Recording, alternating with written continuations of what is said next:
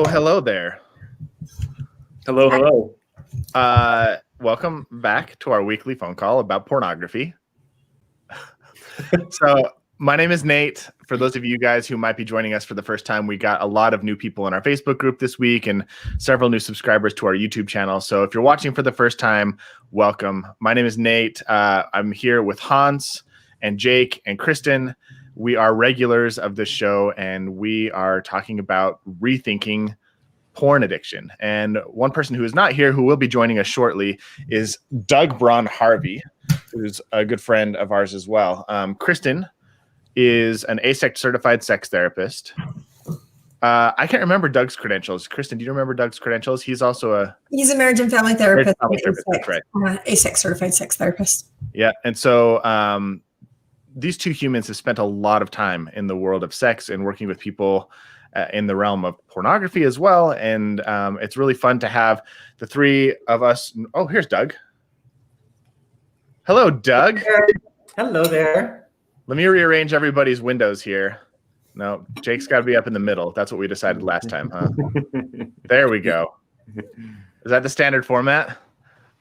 Mm-hmm. So we were just introducing everybody, Doug, in case people are joining for the first time. And we have also an announcement, which is really important to note, is we've been doing these calls every Thursday for about the last month and a half at 8 o'clock Pacific, 11 o'clock Eastern time.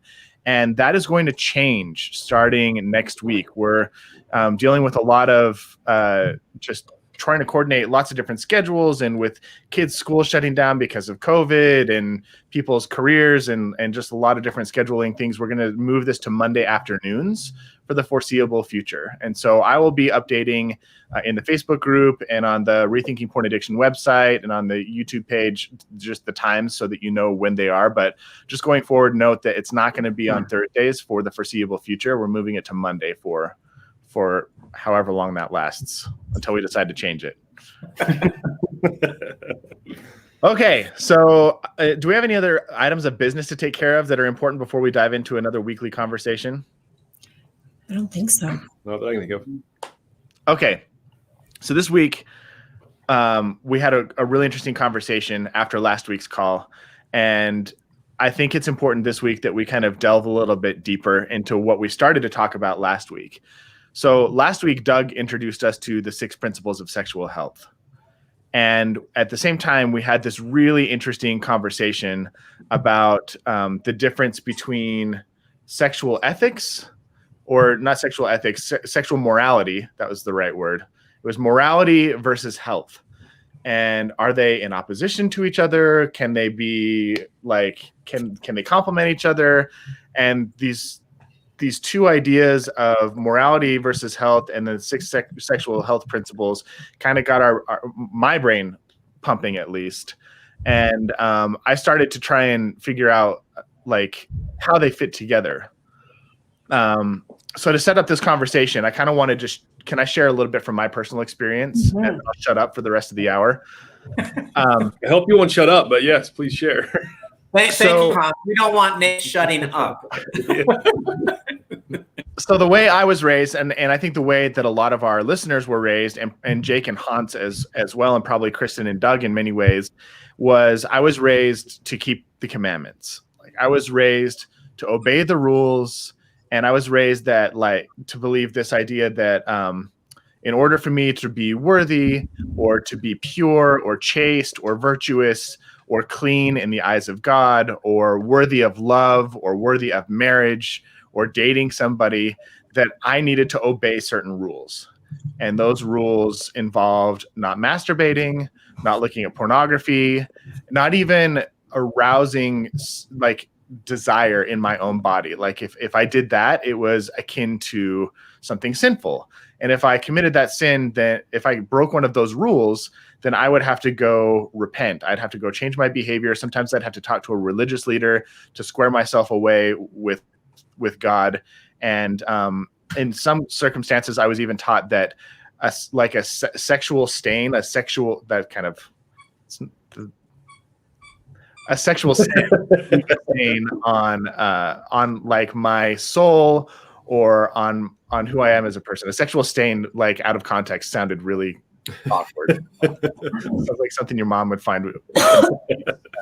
Nate, let's just pause right there. You're showing everybody right now how when we really talk in detail about these complicated, difficult conflicts in our life, it is so vulnerable and emotional. And it's hard not to watch ourselves saying it while we're saying it, because it's stuff that people don't say very often. And it's almost unfamiliar to feel your muscles moving and you're saying it and knowing it's being heard by somebody else. It's foreign. Yeah. Yeah. So I just want to honor that. And if other men watching have that experience, this is kind of what it looks like. This is really what it's like. Yeah. So that's kind of like the upbringing that I was raised in. Nobody ever taught me about 6 principles of sexual health. I was always just raised under what Jake talked about last episode, under this, like the guiding principles that I had were not principles, they were rules. And if you break the rules, there's consequences. And so when you introduced these 6 principles of sexual health last week, I was like, oh, so how does this fit into the way that I was raised and taught and believed for the majority of my life, and even to some extent now? Mm-hmm. So Yeah. I just want to that's how I want to set the stage for today's conversation. I don't know, Jake or Hans, if you guys want to talk about that a little bit. Kristen, really quickly, I think to frame this conversation, while people might be remembering last week the 6 principles of sexual health, I think as we're trying to merge these things, they might be really familiar with the rules, but are still getting to know the 6 principles. Is there any way where we could just post those again in the comments so they have that structural framework to reference? While you know what? I'm just going to, as we talk about them, I'll put them up on the banner at the bottom of the screen. Okay. Perfect. You want me to put them all together in one banner, or have them each have their own banner? I think having them as a whole, as a frame, is a good idea. Great. They have relationships with each other. They're not separate little silos. That's right. That's right. They're not. That's right. Okay, so let's go over them really quick, and I'll type them out as we go. Okay. So consent, non-exploitation, honesty. Doug, feel free to chime in. No. This is what we need our viewers to know how to do. So go. Prevention of diseases and unwanted pregnancies. Mm-hmm. Mutual pleasure. Free from STIs and unwanted pregnancy. Huh? And Doug, there's one other that my brain right in this moment isn't recalling, and it's It is the topic of today. Shared values. Oh yeah, shared values. Yeah. And it's also the most subjective of the 6 by far. It is. Yep. Thank you. Mm-hmm. There we go. Cool. So there we go. Those are all listed down below. This is what our conversation is going to revolve around today. And if you guys have questions, by the way, along this journey, feel free to type them in the chat, and we'll try and address them as we go, especially if you're watching live. That'd be a really great thing. So I'm going to take a step back from the microphone because I've been talking for a good 8 minutes here. Can I just add one clarity? This is my persnicketyness. Somebody's going to look at this graphic, and what's missing is prevention of HIV and STIs. Disease is a little too general. So just because people are going to look at this and they're going to, we visually learn. So I think it's really important to honor it's about preventing unwanted pregnancy, HIV, STIs. Yep. Nate, Thank you. There we go. I'm much calmer. Anything for you, Doug? to pick up where you left off, my background and upbringing was very similar to yours with regard to what I had at the time as my only understanding of what was right or wrong sexually. And it didn't revolve around health. That wasn't the conversation. The conversation was really morality based. And that's what I learned or was prescribed to me as healthy or correct and not correct. So these 6 principles of sexual health, I mean, I only read them for the first time maybe 6 months ago, and I'd be really interested in just talking through each of them. Maybe either Doug or Chris can give us some cues about, if you guys are open to it, about what the 6 of them intone or imply or indicate. Can I actually ping pong that back to you first to Sure. say, when you were first introduced to them 6 months ago, yeah, what do you take them to mean? What has been your experience with them? How do you understand them? What if we start there? All right. I am in the room with 2 therapists, so On the spot. That you are. Consent. We've talked about that some. For myself, that means engaging, or when I choose to engage in sexual pleasure, sexual activity, it is consensual, meaning I'm not violating someone else's rights or body or someone else's space or doing harm to other people. Non-exploitation would be similar, I guess, and maybe that's a space that we could talk through already. I'm already seeing maybe some overlap or some conflict, not conflict, but some overlap between consent and non-exploitation. Hans, if it helps you, and I've trained thousands of people in these principles, the distinction between consent and non-exploitation is the most difficult thing people experience. 6 principles of sexual health. It is really a vital discussion. It is. We suffer from exploitation illiteracy in our country. Yeah. It's all around us, and we don't know how to name it. Is that a discussion we can have right now? I'm interested to learn. Well, I don't. Yeah, we could. I mean, I'm open. Absolutely, because this is very common that people don't understand that difference. Yeah. How do you understand exploitation on its own? If you were to remove that just on its own, what do you see as exploitation within your I'll give relationship? an example of reading the paper this morning. I read an article about this cult organization that had all these membership things you had to do, and the founder of it is now in prison for 120 years. And an article was about some of the women that were part of this cult were still kind of, very much acolytes of this man, and still see this man as a very important person in their life and central to who they are. What was interesting was these are all adults that were involved in this sexual activity with this guy. Now, part of the reason he's in prison is he was also having sex with minors. That's non-consensual, right? If somebody, however consent is defined in a state, 17, 18, 16, that's a legal definition of your state that says when you are capable of giving full consent.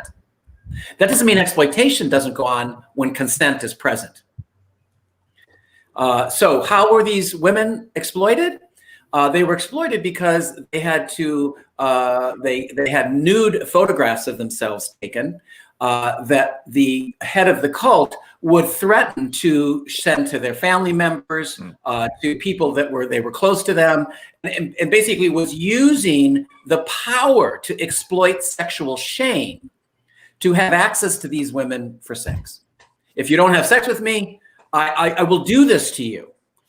And the reason exploitation has so much control over people is the person who's exploiting has to be believable. I'll do it. They'll know to do it. That's where the power comes from. It's not just an empty threat. And so, that's just one example of exploitation. That's a very extreme example. But the basic narrative of exploitation is that I have something of information, I have some power that I'm willing to exercise to have access to you sexually. So exploitation is usually hand in hand with a threat based of some time. Or somebody has something you need. It's not a threat. I'm 21 years old. I'm homeless, and I need a place to sleep because it's raining tonight. And I may exchange sex with you on a couch, not because I want to have sex with you, but because you're going to get me off the street tonight. And they're both adults. No threat. But it's taking advantage of somebody to gain access to somebody for sex, who's in a less position of power to say no and exercise their right to consent. Compromise Yeah, is there. it feels like an exploitation of a vulnerability. The person in power recognizes the vulnerability and they're going to exploit it to get what they want. It's not mutual pleasure. It is. That's why they're all related, Kristen, right? Yeah. It's not Right. mutual pleasure. Now, this isn't sex related. It's just going to look at exploitation within the context of Christmas. As parents, we have a lot of control with the narrative of Santa. And it's like, if you don't, to my 6-year-old, if you don't do this, I'm going to tell Santa to not come. That's a real vulnerability for a 5-year-old to be like, I will do that, even if I don't want to. That's a power thing. I look at the recognition of understanding the vulnerability that I am in a position of power. I want something done. Therefore, I'm going to exploit that vulnerability for my benefit. So to me, it sounds like consent is more about permission and non-exploitation is about manipulation. Yes. Yes. So Yeah. I think manipulation, though, isn't as helpful from a sexual health perspective. right. Because I think the word is important. Oh, of course. It's almost like we have all these other words for it. How often do you really hear anybody say the word exploitation, unless it's about the most extreme form, sexual enslavement and sexual exploitation of sex slaves. I mean, very, very extreme, as if that's the only way exploitation happens. So that's why I really encourage, from a sexual health perspective, is people looking at themselves and thinking, gosh, what are my boundaries around exploitation? What am I not willing to do to get sex? Is there something I'm just not willing to do, even though I could? I just don't want to use exploitation to do it. Can something be exploitative if it's not? Is that the right word? Exploitative? Or Exploitive. Exploitive. I added a T in there. Yeah, it's exploitive. Can something be exploitive? Like, for example, if it's not just a common example that I am very familiar with, like one partner pouting that they're not getting sex. Is that exploitive? If they're like sulking and guilt tripping or is it only when there's a massive power imbalance? Now, there's a subtle difference in what you said. Sulking is one thing, but guilt tripping means I'm coming. That's now a relational exchange. And there could be punishment or a very other things, but sulking, it depends on how the other. I don't know, Doug. To me, there's a difference of sulking versus guilt tripping. And I'm going to suggest let's look at honesty and shared values in that. I could agree more. Okay, let's continue. I don't know how to be honest with you to say I'm really mad at you, and right now, even though I'm married to you, I hate you. And for the next 5 minutes, I'm going to sit here and hate you, and I just want you to know that, and I'll get over it. And I have the value of loving you, and don't worry, it's okay. I'm not out of love with you, but right now, you're about the most unpopular person in my life, and I just need to be able to know that, and I'm going to sit here and feel that. So that's honesty. And we have values that we get to say this to each other. I think exploitation is if you ask the person why they're pouting and they say, because this is what I do to get what I want from my partner. And I'm not going to stop pouting. Don't take that away from me. It's the only way I have power with this partner. That's a good question. Angelin just asked, would withholding sex as a punishment be considered exploitive? You'd have to ask the partner who's withholding sex. Why are they willing to sacrifice their sexual pleasure to get what they want? What's the goal here? You're missing out on sex too. What, is your sex life nothing? Where'd you come up with this plan? I get to get rid of all my Angelin, where'd you come up with this plan? What? I said, yeah, Angelin, where'd you come up with this plan? The fact that this is my wife asking questions live is really I should get better in here to talk. But notice how in that question is the assumption that the person that's withholding sex isn't losing anything. They're just getting power. And this is why you have to put the pleasure in there. Well, wait a minute, what happened to your pleasure? Why are you willing to throw your pleasure away? To negotiate a conflict? Where'd you learn how to do that? Doug, you're really good at this. You should do this for a living. I did for 40 years. I'm now I'm just play one on TV. Okay, so let's keep going through these values. So we've got honesty. Hans? Oh, What's yeah. honesty? So honesty, that was one I'm familiar with just outside of the conversation about sex. And I fully endorse and try to embrace that in life. Prevention of STIs, HPI, and unwanted pregnancy seems to make a lot of sense. And a lot of my education with regard to sex growing up was related to that. A lot of it, and I think we've talked about that at times already in the show, of prevention is basically the exercise plan with regard to sexual health or sexual strength that I think a lot of us grew up with. As long as you prevent things from happening, that's great and awesome and amazing. And it's cool to learn that there are things on top of that we can do to improve sexual pleasure and safety. Pleasure, I think, is pretty simple for me to grasp. I enjoy pleasure. I enjoy sexual pleasure. And so that one's not too terrible. With regard to understanding and shared values, I think makes a lot of sense also. And I have found just in my own life, those conversations around shared values and the exploration that goes along with that and the curiosity that goes along with that is incredibly helpful in all realms of life outside of, I mean, not just in sex or the relationship, but everywhere outside of that also.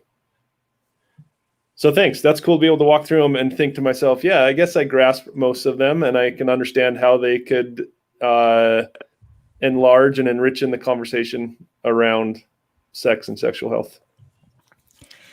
Hans, what's it like to not only know you can talk about most of these with confidence, what was it like to also to say, I'm not so clear on that one, and immediately have some people available to have a conversation with you about it? This is what the men listening or the people listening don't have any access to. I mean, just what, gee, help me understand that. And there we go, have a conversation. What's that like?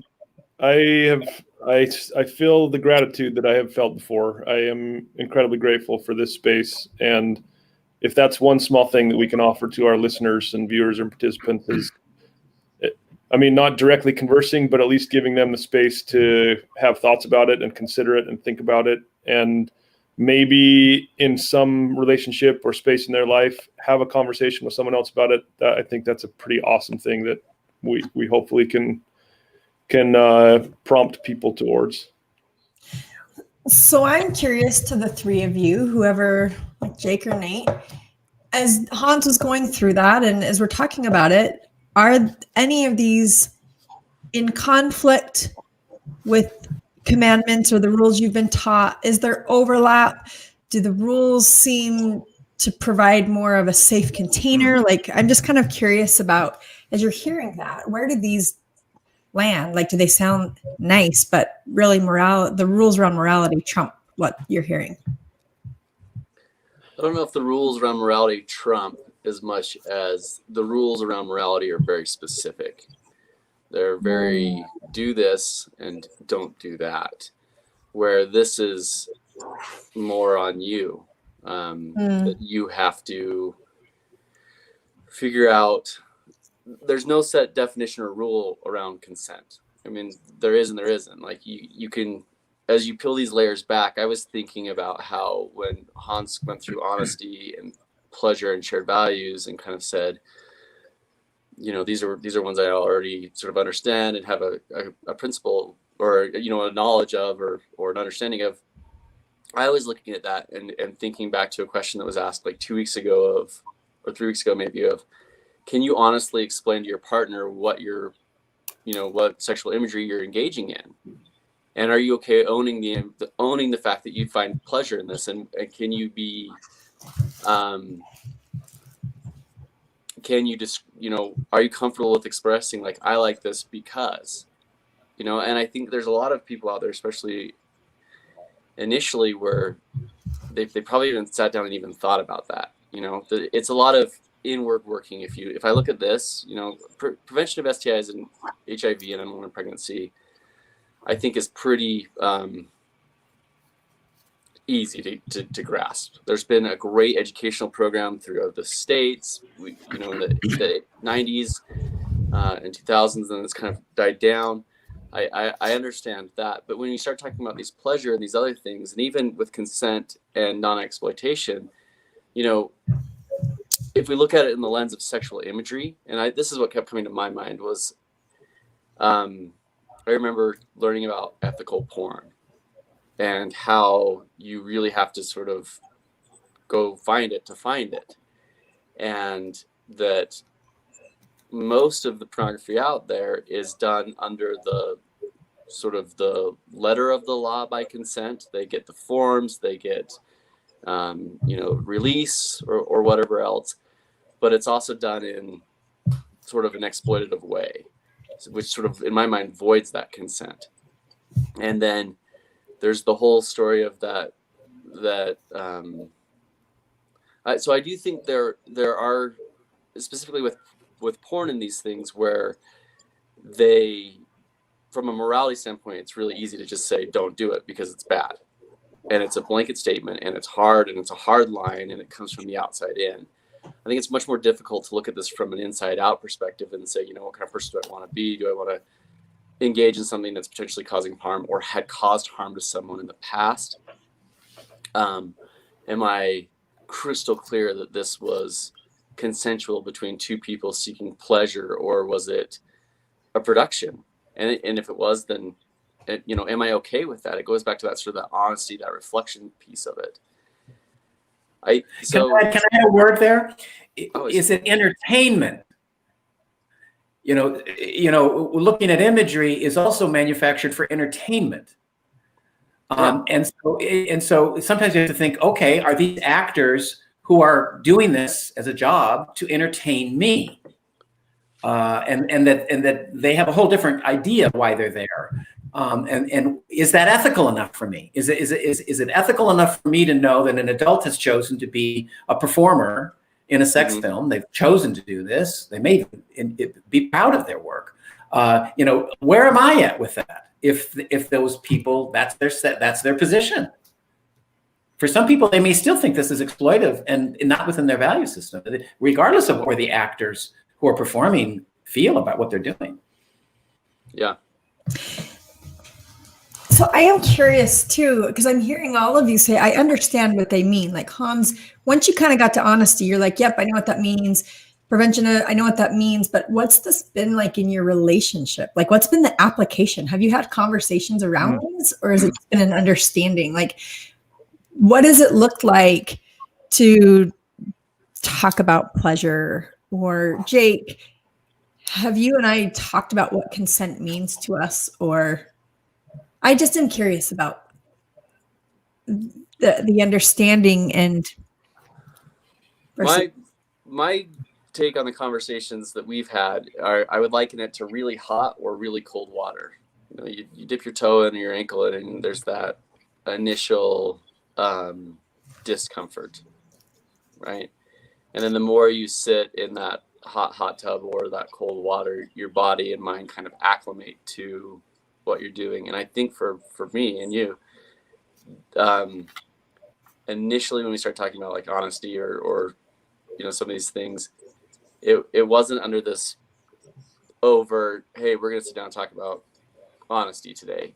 But we started talking about sexual imagery and usage of it and going down that road. And at first it was really uncomfortable. It was very uncomfortable, I think, because it was so vulnerable to explain some of these things and to feel, especially against the morality backdrop that we had been raised, because, my behavior or my actions were sort of flying in the face of all that.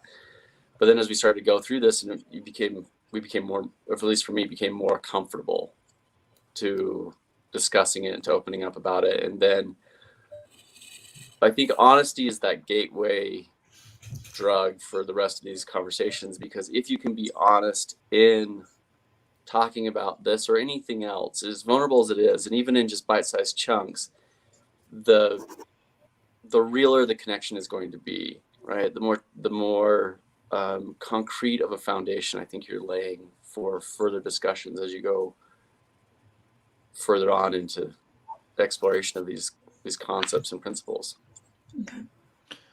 There's, oh, go ahead. Who's going to talk? I was just going to say, I really like what Jake said about honesty is the gateway into a lot of the conversation around sex. That rings true with me, and just moving into this space for the first initial conversations, honesty either was forced into the conversation, or I guess, yeah, that's how. Wait. I don't think you're giving yourself enough credit there. I see men do this all the time. They think that because the situation's been discovered, or they have this awkward moment that something's been discovered, that they've been forced into honesty. And I look at men, I said, you were not forced into honesty. You chose to be honest.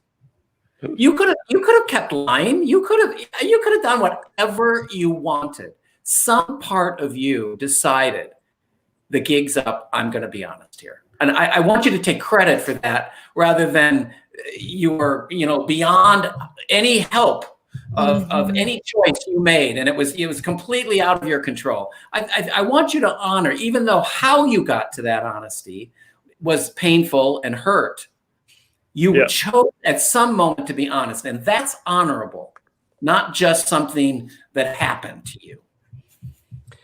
And we talked about that a little while ago, of how people felt relieved when they were busted or caught. And I think this honesty component, I believe fundamentally that dishonesty or deception sort of wounds the soul, regardless of all these other things. And so there is a big portion of that relief of, oh, I've been caught here, blah. It was like that for me. And so, Hans, I think it's exactly right, of like, we always have a choice. At every step, every action, we always have a choice. And at some point in time, for whatever reason, we get the courage or we get the opportunity to then be honest. And it's usually like when we feel like all is lost, right? Like, oh no, I've been busted, da, da, da, da, da, da. So here goes nothing. And you just lay your cards out there. And that gives the other partner, right, a chance to then accept, learn, understand, reject. I mean, there's so many things that can happen, but now to me, you are bringing into a shared experience by being honest. And that if you're not honest, you can't have this truly shared experience. So the shared values component is completely wiped away until you land that framework of honesty. Kristen, I interrupted you, Hans, but I just wanted you to know that when I hear men do that, it just gets me, because it's hard for me to watch an honorable moment be just discarded.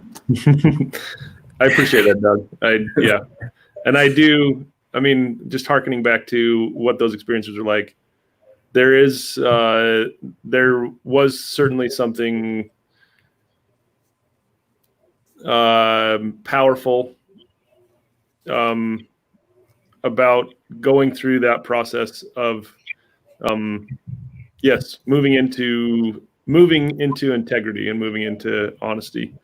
It did come up in an uncomfortable way for me, and I think it does as it does for many men, I would imagine, who are in this same space that we're talking about. But I appreciate that, Doug. Thanks a lot.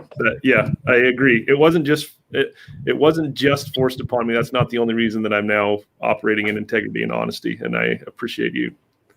I love that you just owned that. Yeah. Nate, we've interrupted you a couple times now. What were you going to say? No, you're good. It's hard to manage 5 different people eager to share thoughts at the same time. So I wanted to answer Kristen's question about the kind of having grown up in this context of commandments and rules, and then how did these principles kind of play into that. And in preparation for this conversation, I looked up the word principles so I could kind of better understand what it was about.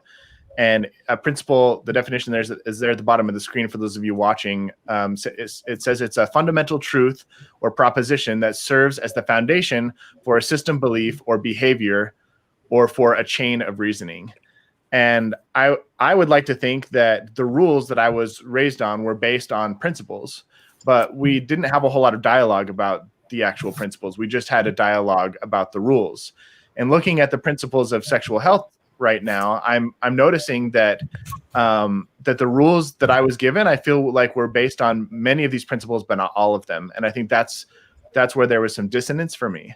Is there was like a focus on honesty, there was a focus on prevention of STIs, HIV, and unwanted pregnancy. There was a focus on shared values, like the cultural shared values or the family shared values that we had. But we didn't really talk about exploitation. We didn't ever really talk about consent. Maybe we talked about it a little bit, but never like in great detail, like what consent was and why it was important. And, there was always the you need to respect other people conversation, but never like a clear-cut conversation about consent. And then there was never a conversation about pleasure. And I feel like because some of those values were left out of the conversation, that's where a lot of, like, as I'm thinking about this, a lot of my shame and embarrassment and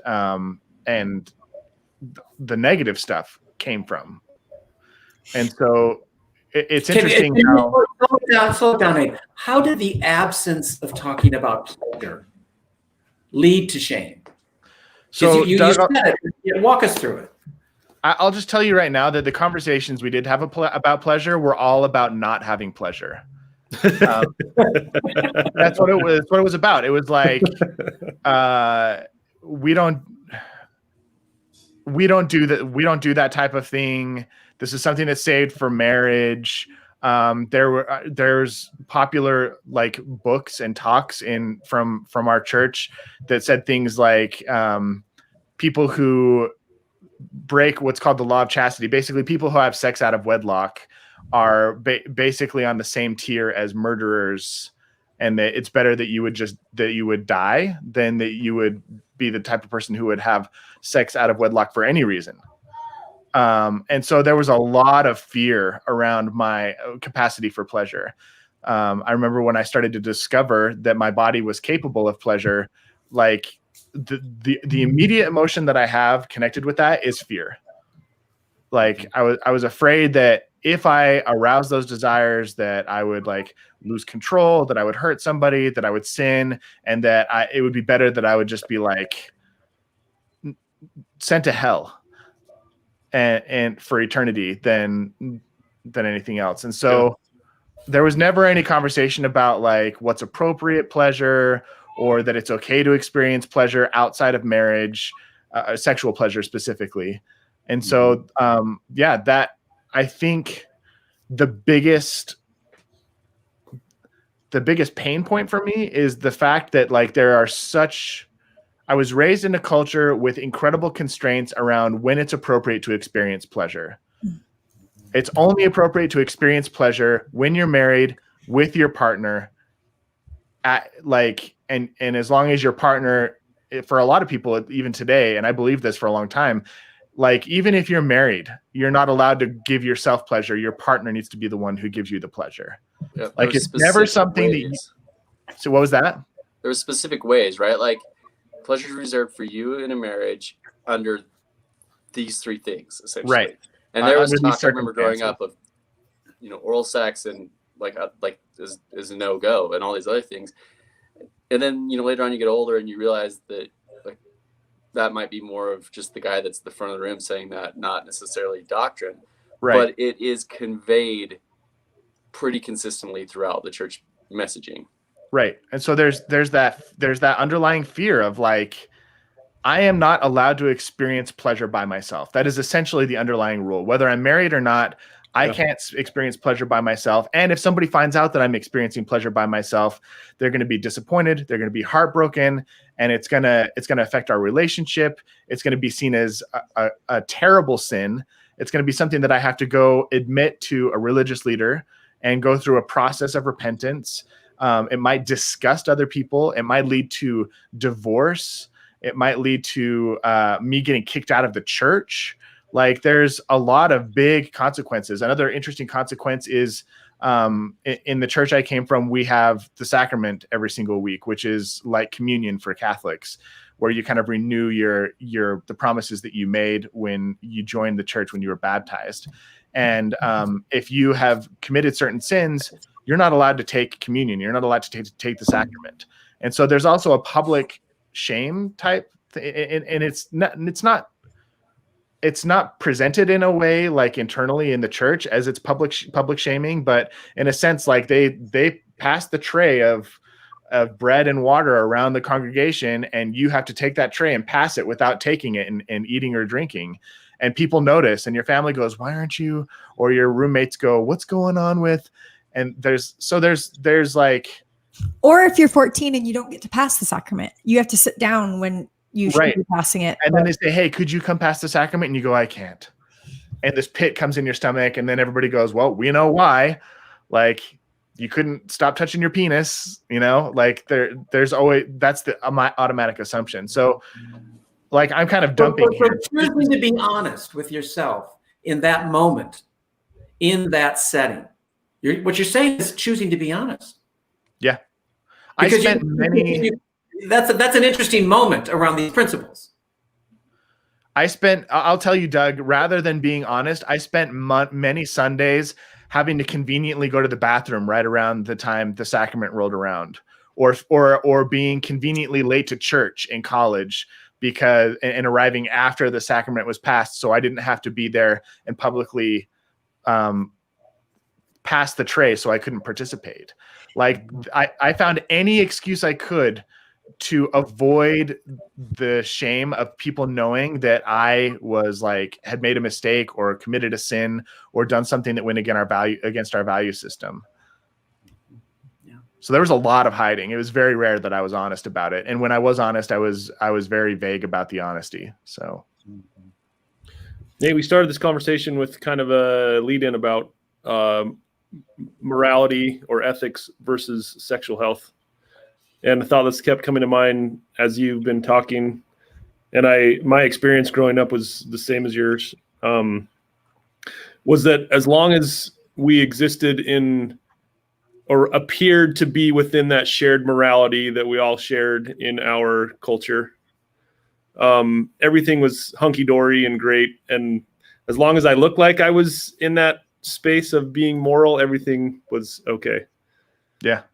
And the idea of moving into this sexual health realm of, okay, I'm going to be honest with myself and I'm going to be honest with those around me that I have pleasure and I have experienced things outside of that morality. That was a huge moment of growth and relief for myself. I can still feel that emotion. Why did you choose that? Why did I choose that? We've used the analogy here about exercise and being healthy, and it doesn't just mean if you just decide, okay, I'm not going to eat candy, that doesn't make you healthy. Like, being really healthy involves exercise and nutrition and sleep and mental exercise, and there's a lot of components to that. And when I was operating in the realm of just trying to go along with and follow those prescribed moral guidelines, I was in conflict with myself, in conflict with my physiological self, what my body liked and wanted and was built to do. And finally being able to move into a space where that was part of the conversation is very enriching and empowering. So what does that look like? Can I just sort of, Nate, what you just did, I find is so important for men to know how to say. I made the choice because there was something in me that I didn't like.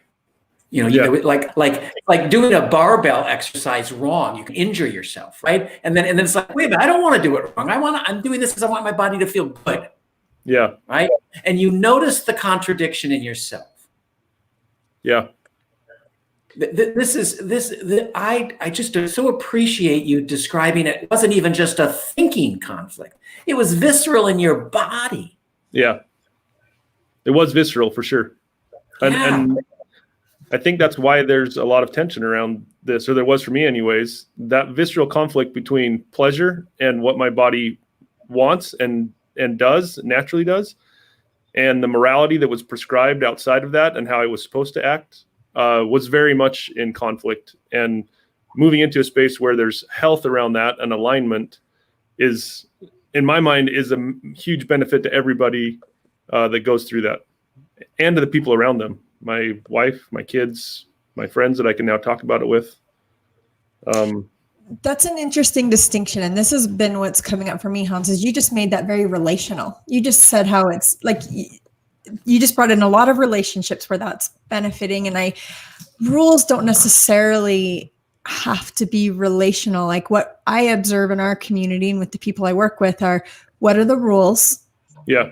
What do I need to do? And what can I get away with? Yeah.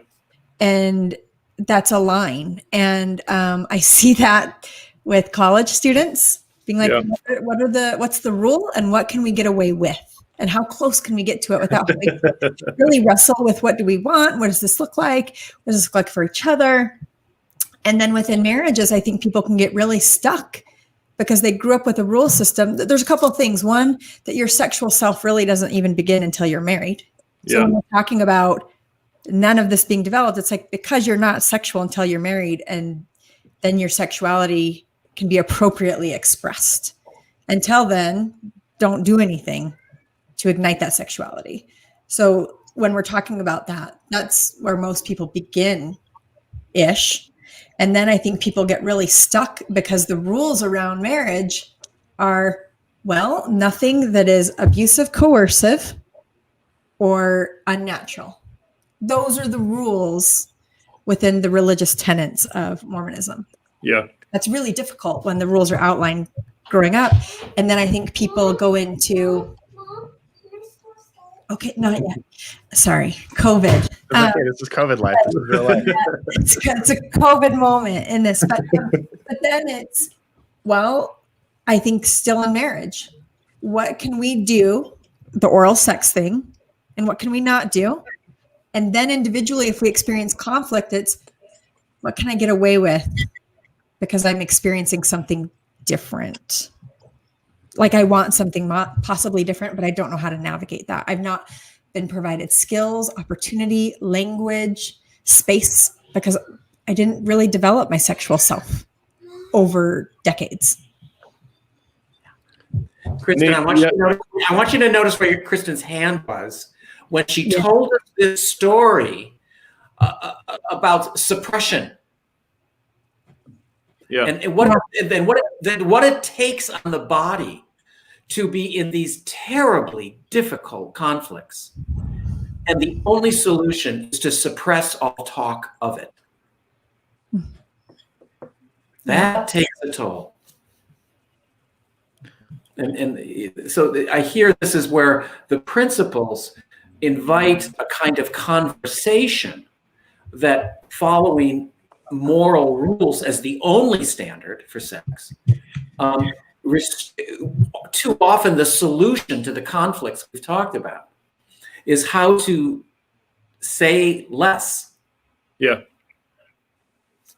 So absolutely, to hide. Hans, did you feel when Nate said that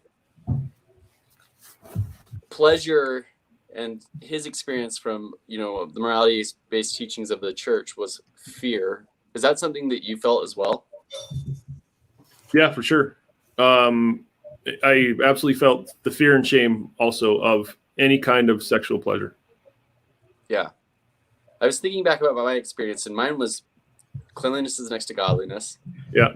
And sexuality outside of the realms of marriage is dirty, pretty much. Yeah. And every part of it was dirty, and you're unclean. And just how that, if you imagine a 14, 15, 16-year-old kid, a 40-year-old guy, whatever it is, to be walking around feeling dirty all the time, how the load that would take. And I love the point that Chris made with the rules of, when we're given rules so tightly that just human nature, at least for me, it's okay, what loopholes are there? How can I bend this before I break it? What can I get away with? When it's put on me to make the decision for myself, it's like a whole different ball game. And I think that's one of the things that sort of leads to this huge shame cycle that we all feel, is that we're given very strict and concrete rules, and it's a lot of no's. It's a lot of you can't do this, you can't do this, you can't do this. And if you do this, you are bad, less, et cetera, et cetera. and how it's important to acknowledge for us that we're not here because we're weak. We're not here because we've messed up. We're not here because, we're dirty or we're less than, or, other people are stronger. We're here because we're human. And those of us that are kind of coming in these conversations, we're here because we care enough about this that we're willing to start to explore the uncomfortable parts. And I think that's really important to step back and acknowledge every once in a while that for so long, so many of us have felt less than, and it's not that way at all. Yeah. At all. We are human, and we're starting to look at this from a full perspective as opposed to a very narrow, contained perspective. Not saying it's better or the other one's wrong, but it's just a different perspective. So, Jake, that last point that you made, I think it's something that I really want to touch on before we end. Yeah. Is I don't want to leave with the message that commandments and rules are bad and we should just throw it out. And that this is like the new way of doing things, if that makes sense. Right. Like, I don't want this conversation to come across as if you believe that keeping commandments is like important, then you're wrong, because I don't think that's the message we want to send. So I think the question I have now is, how do we bridge that gap between principles and commandments? How do we bridge that gap between this conversation that we're having and maybe integrate the two together? What would that look like? In our lives, Kristen and I, we're huge believers in values and value-based decision making, right? Like if we value this, that's the rudder that steers our ship. And a lot of commandments you can go back and look at the value base in them.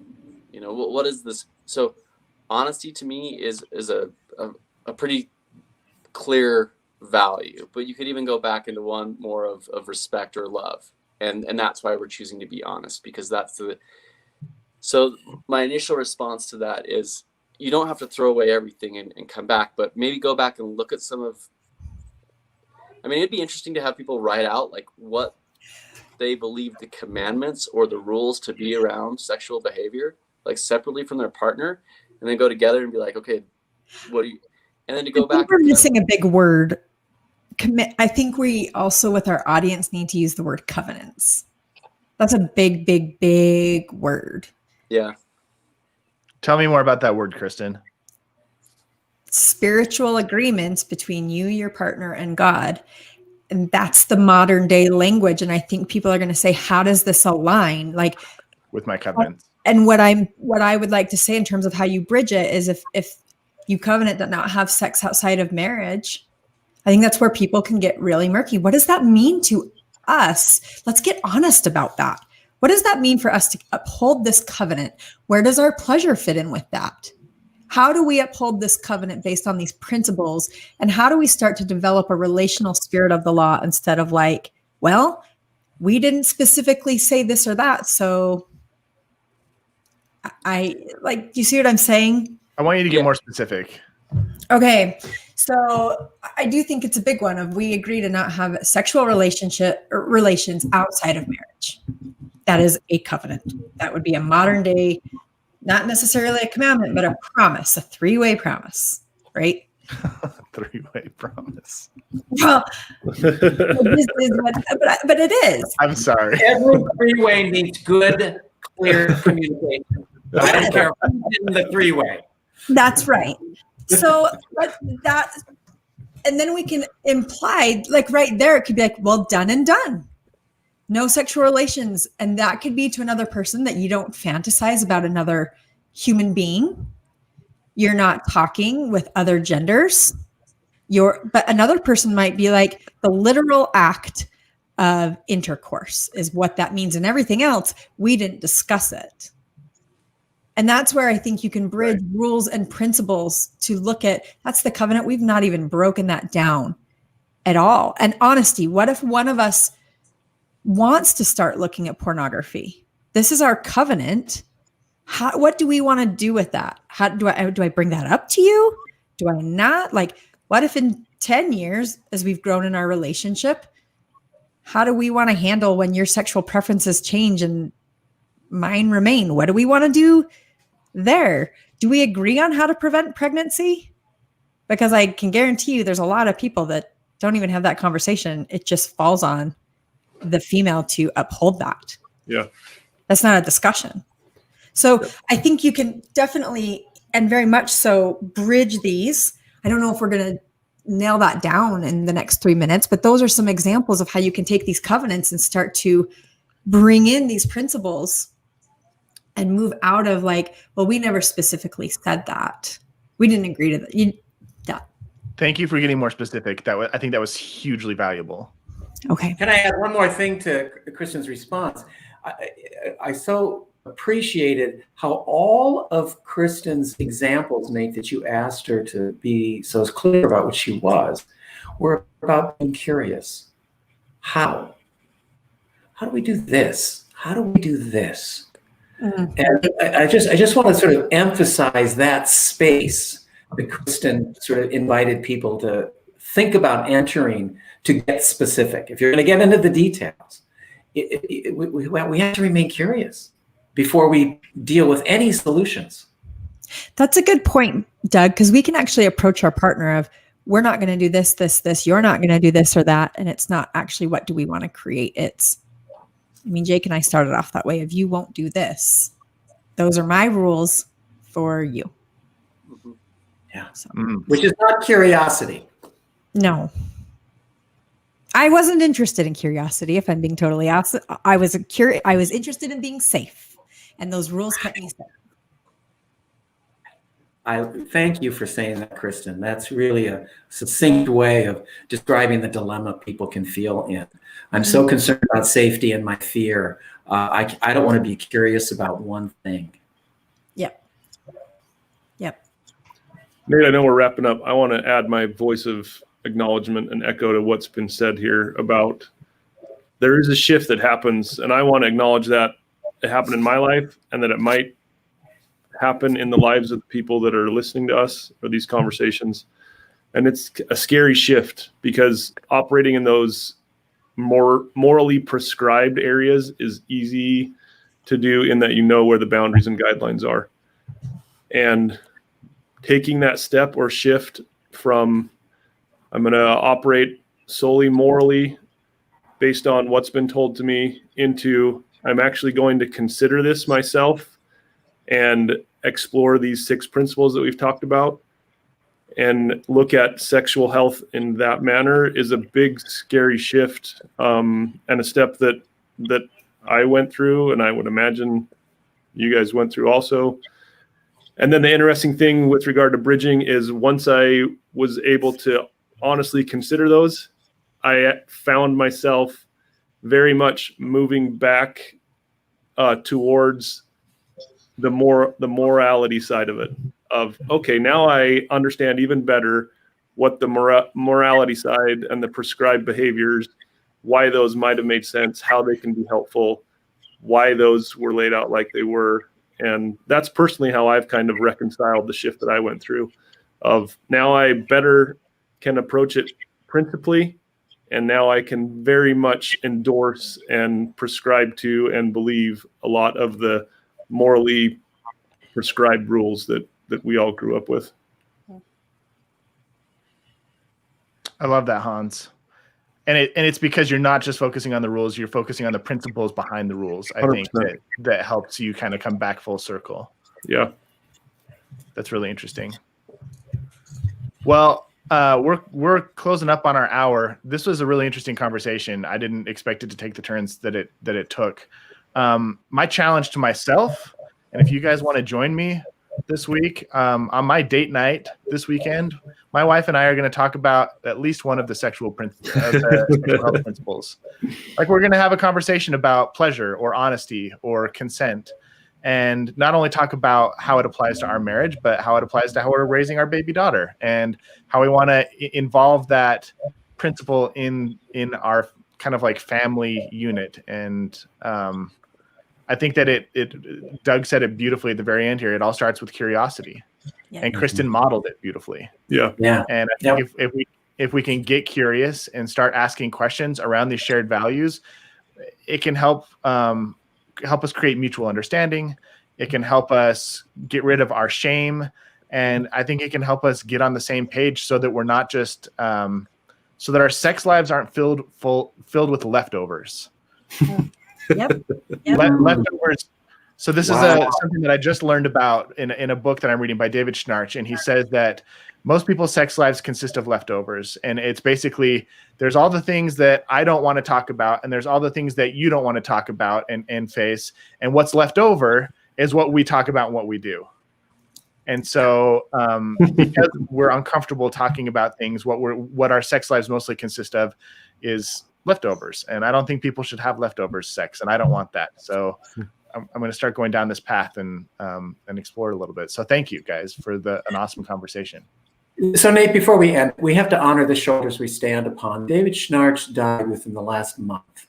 Yeah. And his contribution to how Kristen and I can sit here in this room and be confident in what we say and think.